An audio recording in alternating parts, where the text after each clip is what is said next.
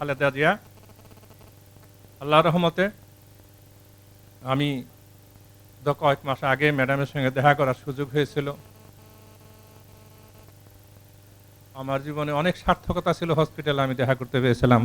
সামনে তাকায় দেখে উনি অনেকক্ষণ আমার দিকে তাকায় আছিল এবং খালি বলছিল, মতিন কাজ করো কাজ করো। ভিডিওটা আছে, আমাদের জাহিদ সাহেব ছিল সামনে, ডাক্তার জাহিদ সাহেব ছিল।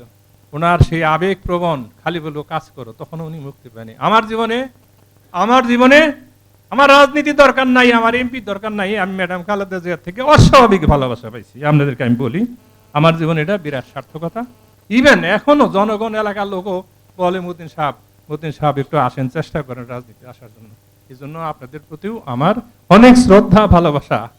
তবে আমি রাজনীতির জন্য ম্যাডাম যখন খালেদা জিয়া আমারে ডেকে নিয়েছিল যে মতিন তোমার রাজনীতি করতে হবে, দেখে বলো ও বিজিএমির মতিন, বিজিএমির। হ্যাঁ, আমাদের ম্যাডাম আমার তো রাজনীতির অভিজ্ঞতা নাই।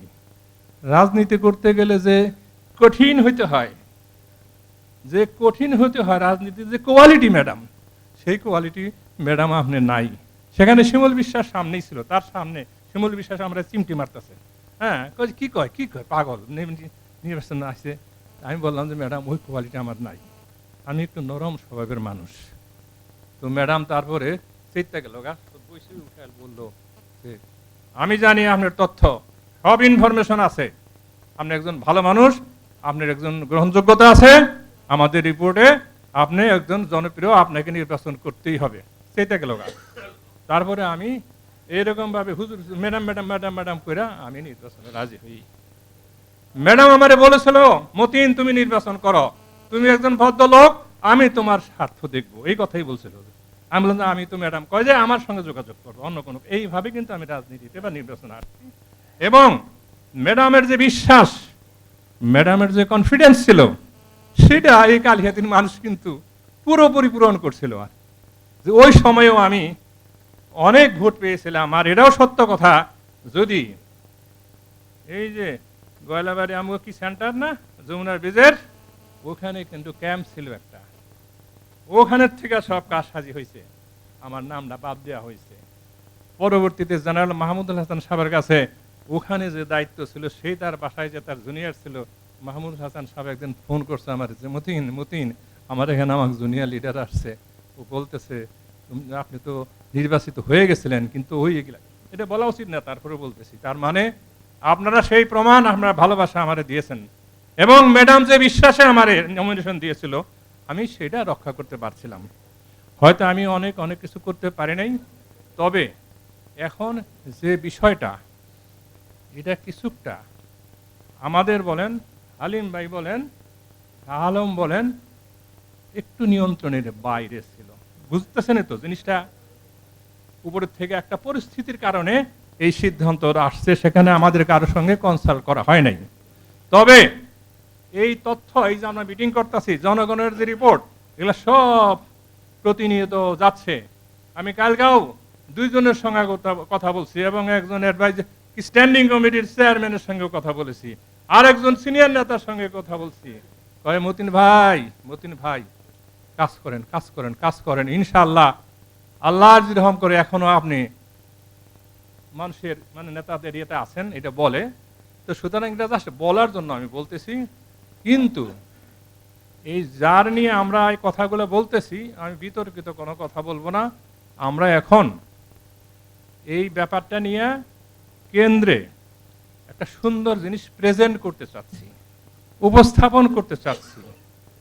প্রথম কথা হইল, আপনারা একটু সতর্ক থাকবেন। আপনারা তো রাজনীতি করেন, আপনাদের অনেক কিছু বুঝতে হবে।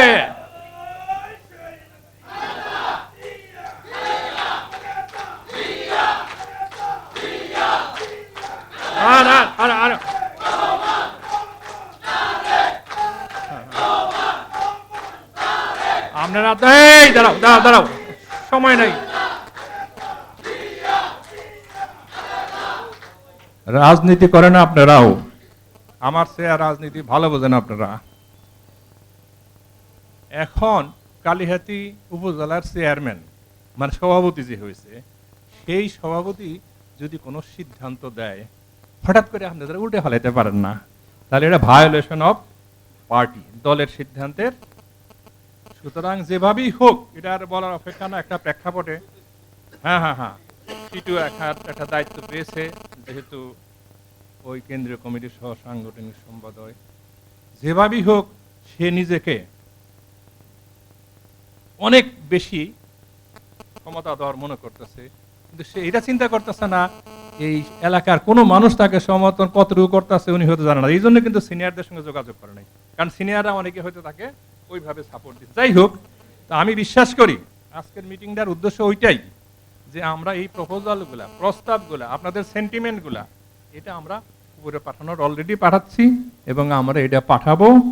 আর প্রস্তাবিত কমিটি ইতিমধ্যেই আমি কয়েকজন নেতার সঙ্গে আলাপ করেছি, ওনারা বলছে প্রয়োজন হলে প্রস্তাবিত কমিটি, এটা কোনো কমিটি না, আমরা আমাদের এই লোক নিয়ে আমরা একটা কমিটি করতে পারি, সেই কমিটিতে কারা আছে এই ধরনের একটা পরামর্শ আমাকে উপরে থেকে একজনে দিয়েছে। সুতরাং আমরা প্রস্তাবিত কমিটি, আর বিশেষ করে আজকের মিটিংয়ের যে ফলাফল, এটা যদি দেখাতে পারতাম সত্যিকার অর্থে, কালিহাতী উপজেলার বিএনপি বলতে যাকে বুঝায়, আমার জানা মতে আমি যখন 2008 সালে নির্বাচন করি, এই নেতা ছাড়া আর কোনো সেরকম নেতা, এরাই তো সব নেতা ছিল, আপনারাই তো সব নেতৃত্ব দিচ্ছেন।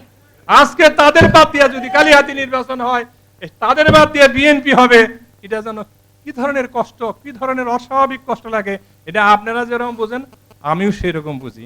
আমার বিশ্বাস আপনাদের বাদ দিয়ে কালিহাতীতে ইনশাল্লাহ কোনো বিএনপি সফল হতে পারবে না। কিন্তু আমি আবার আপনারা বলি, আমি নির্বাচন নিয়ে চিন্তা করি না, আবার বলি নির্বাচন নিয়ে আমি চিন্তা করি না। যারে দেয় নির্বাচন, ওই ম্যাডাম যেমন বলছিল যে মতিন তুমি নির্বাচন করার দরকার আছে, ওই ধরনের পরিস্থিতি যদি না হয় আমি নির্বাচনে কোনো নোংরামি করবো না, আপনাদের সঙ্গে আমি বলি।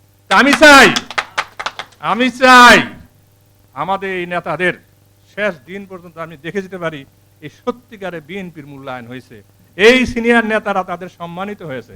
আর আমি এটাও বিশ্বাস করি আপনারা যদি ঐক্যবদ্ধ থাকেন, এটা তো বিশ্বাস করেন, ঐক্যবদ্ধ থাকলে আপনাদের বাদ দেয়া বিএনপি কালিহাতীতে একবারে প্রতিষ্ঠিত হয়ে যেতে পারবে, সফল হতে পারবে। সবচেয়ে বড় দুঃখের কথা জানেন কি, অনেকে ফোন করে বলে যে মতিন ভাই আপনারা যদি না আসেন, আমরা যদি প্রয়োজন হলে দল বাদ দিব, প্রয়োজন হলে ভোট দিব না, কিন্তু আমরা কিন্তু বুঝছেন কি বলে অমুকরে দিব না। সুতরাং এটা সামনে মনে রেখেই আপনাদেরকে অনেক কথাই আমি বলতে চাচ্ছি, আপনাদের আবেগ, আপনাদের দোষ, কিন্তু ইচ্ছা করলে আমরা কিছু করতে পারতেছি না, বিকজ একটা কন্ট্রোলে আছে, একটা জায়গায় আছে। তবে আমরা মনে প্রাণে আশা করতেছি যদি আমাদের শ্রদ্ধেয় নেতা, আমাদের শ্রদ্ধেয় অ্যাক্টিং চেয়ারম্যান জনাব তারেক জিয়া সাহেব যদি দেশে আসেন, ওনার কাছে যদি আমরা এই তথ্যগুলা, কালিহাতীর ইতিহাস, বর্তমান প্রেক্ষাপট, এবং ওনারা যদি কোনোদিন এই দিক দিয়ে যায়, যদি আমরা বুঝাইতে পারি, দেখাতে পারি, আমার বিশ্বাস এটা পরিবর্তন হবে। কারণ এই কালিহাতীর মেসেজটা বিভিন্ন জায়গায় যাচ্ছে, কিন্তু কেউ ওইভাবে মুখ খুলতে আসে না। ভিতরে খবরটা আমি এরকম বলতাম, এই তথ্য সবাই আছে যে কালিহাতীতে তার অবস্থান নাই। সুতরাং আপনাদেরকে প্রথম কথা হইলো একটা কথা বলেন, মনে করেন আমি বিএনপির সভাপতি হইতে পারলাম না, তারপরে কি আছেন আমাদের সঙ্গে ঐক্যবদ্ধ আছেন? আমি বললাম আমি যদি ঐক্যবদ্ধ না হয়, এই বিএনপি যদি না আসে, আমি নির্বাচন দূরে কোনো ইয়ে করবো না। আপনারাও বলেন যে না, যদি আমাদের এই দলকে মূল্যায়ন না করে, যদি আমাদের নেতৃবৃন্দকে মূল্যায়ন না করে, তারা আমরা এই বিএনপির সঙ্গে আমরা ওইভাবে মানে নিজেদেরকে ঐক্যবদ্ধ থাকবো, শেষ পর্যন্ত আমরা নেতৃবৃন্দের সঙ্গে কথা বলবো, দরকার হলে ম্যাডামের সঙ্গে কথা বলবো। ম্যাডাম এখন যদিও সুস্থ, যদিও উনি বিদেশে যাওয়ার কথাবার্তা, কালকেও আমি কথা বলছি বলে এখন উনি